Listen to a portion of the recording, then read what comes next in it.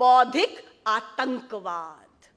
यहां कक्षा में बच्चा जाता है तो गा से गाय नहीं पढ़ाया जाता, ग से गधा पढ़ाया जाता है।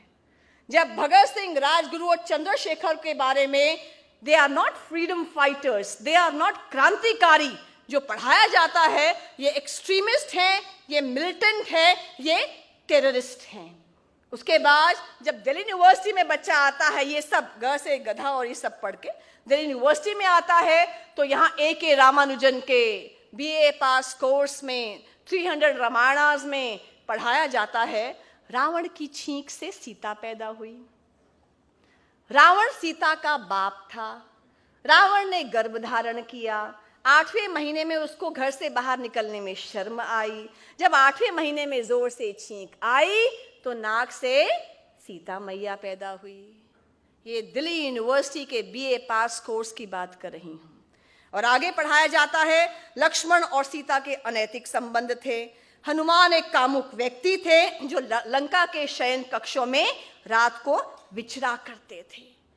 और जब इन सब बातों के खिलाफ आवाज उठाई जाती है तो क्या कहा जाता है? Attack on freedom of expression, Hindu fringe, Hindu extremist elements. लेकिन जिंदगी तो अपने दम पर ही जी जाती है, जिंदगी तो अपने दम पर ही जी जाती है, दूसरों के कंधों पर तो जनाजे ही उठा करते हैं। इसलिए ये जितना कोर्स मटेरियल था आज चेंज हो चुका है। अंत में मैं कहूंगी कि मार्क्सवादी जब विपक्ष में होते हैं तब इनकी विचारधारा का आंकलन मत कीजिए, जब सत्ता में और पक्ष में आते हैं तब विचारधारा का आंकलन कीजिए। पूछिए उस TJ थॉमस से उसका क्या कसूर था कि उसका दाहिना हाथ केरला में इसलिए काट दिया गया क्योंकि उसने एक प्रश्न पूछ लिया था प्रॉफिट मोहम्मद के ऊपर। उसकी पत्नी ने कुछ वर्षों के बाद 10 मार्च को क्यों आत्महत्या कर ली फांसी लगाकर? क्योंकि न्यूमैन क्रिश्चियन कॉलेज ने उनको टर्मिनेट कर दिया था और घर में खाने के लाले पड़ गए थे। पूछिए सर मास्टर जी से कि उनकी दोनों टांगों को क्यों काट दिया गया था? क्योंकि वो मार्क्सवादी परिवार में पैदा हुए, अपराष्ट्रवाद की ओर अग्रसर हो रहे थे।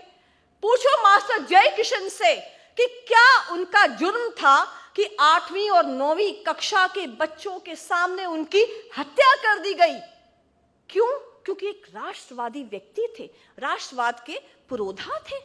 इसीलिए these Marxists, when they are in opposition, they talk about freedom of expression. लेकिन जब ये सत्ता में आते हैं, they curb, they crush, they eliminate all opposition.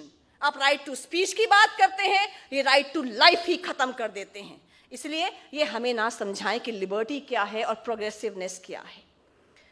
मैं यही कहूंगी कि ये जो समय है, ये समय ऐसा है कि एक तरफ वो ताकतें हैं जो देश विरोध में नारे लगा रहे हैं, हिंदुस्तान की बर्बादी तक जंग रहेगी, और दूसरी ओर वो राष्ट्रभक्त ताकतें हैं जो मेरे सामने बैठी हैं और जिनको कहते हैं ना 1.25 लाख से एक लड़ाऊं तभी गोविंद सिंह नाम कहलाऊं। ये इतने सशक्त हैं, मजबूत हैं, आगे बढ़ रहे हैं। दूसरी ओर ये लोग हैं। तो ना हम झुकेंगे, ना रुकेंगे, ना टूटेंगे, क्योंकि जो पत्थर चोट लगकर टूट जाता है वह कंकड़ हो जाता है, और जो पत्थर उस चोट को सह जाता है वह शंकर हो जाता है।